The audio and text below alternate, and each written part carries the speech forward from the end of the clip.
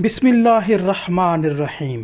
السلام علیکم ناظرین، آج ہم طالبان کے حوالے سے بات کریں گے کہ طالبان آخر کون ہیں، طالبان افغانستان پر قبضہ کیوں کرنا چاہتے ہیں، آخر طالبان اتنے طاقتور کیسے ہیں۔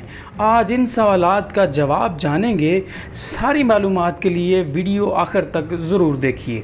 طالبان جو دہشت گردوں کے نام سے پوری دنیا میں مشہور ہیں، آخر کیسے یہ اتنے بڑے گروپ کی شکل اختیار کر گئے؟ آخر دنیا نے انہیں اتنا کیوں بڑھایا کہ ساری دنیا طالبان سے ڈرنے لگی؟ آئیے شروع سے دیکھتے ہیں۔ یہ بات ہے ان دنوں کی جب روس نے افغانستان پر حملہ کیا تو افغان مجاہدین روس کے خلاف لڑتے رہے۔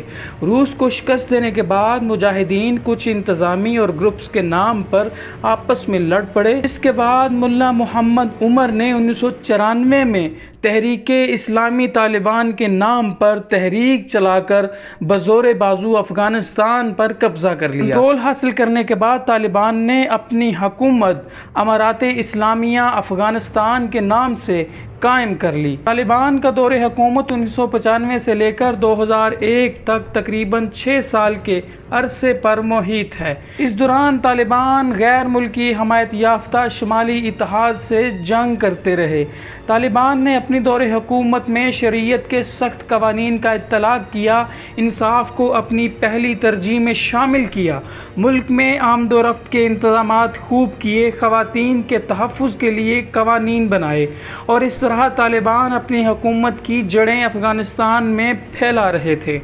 ستمبر 2001 میں امریکہ کے شہر نیو یارک میں واقع ورلڈ ٹریڈ سینٹر اور امریکی محکمہ دفاع کے صدر دفتر المعروف پینٹاگون پر حملے ہوئے، جن کا ذمہ دار القاعدہ کو ٹھہرایا گیا۔ اس سانحے کے بعد پوری دنیا، خاص طور پر یورپ، طالبان کے خلاف اٹھ کھڑا ہوا اور 56 ممالک نے افغانستان پر فوجی حملہ کر دیا، جس سے طالبان کی حکومت ختم ہو گئی۔ امریکہ کے حملے کے بعد طالبان کی اکثریت پہاڑوں میں مقیم رہی اور گوریلا وار شروع کر دی۔ اس میں طالبان ماہر تھے۔ افغانستان میں طالبان کو شکست دینا امریکہ جیسی سپر پاور کے لیے مشکل ہو رہا تھا۔ افغانستان کی اس جنگ میں پاکستان بھی امریکہ کا اتحادی بنا، جس کے باعث طالبان نے پاکستان کے خلاف بھی اعلان جنگ کر دیا۔ پاکستان کو اس جنگ کے باعث اربوں ڈالرز اور انسانی زندگیوں کے ضیاع کا سامنا کرنا پڑا، جو پاکستان ابھی تک بھگت رہا ہے۔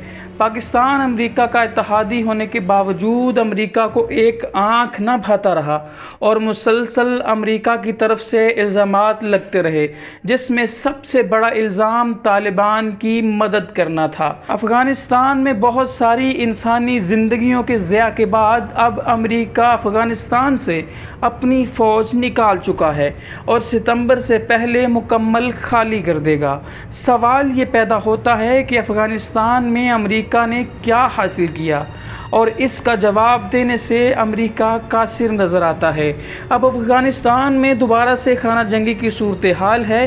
طالبان مختلف علاقوں پر اپنا قبضہ جما رہے ہیں اور بقول طالبان انہوں نے 85% افغانستان پر قبضہ کر لیا ہے۔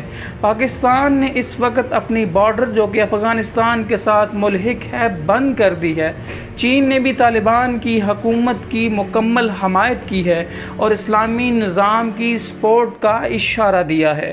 طالبان کی کارروائیوں کے پیش نظر ایک مرتبہ پھر افغانستان میں حکومت اگلے دنوں میں طالبان کی ہوگی، اور وہ دن دور نہیں جب ایسا ہو جائے گا، کیونکہ یہی تاریخ ہے۔ مجھے اسد بخاری کو دیجیے اجازت۔ اللہ حافظ۔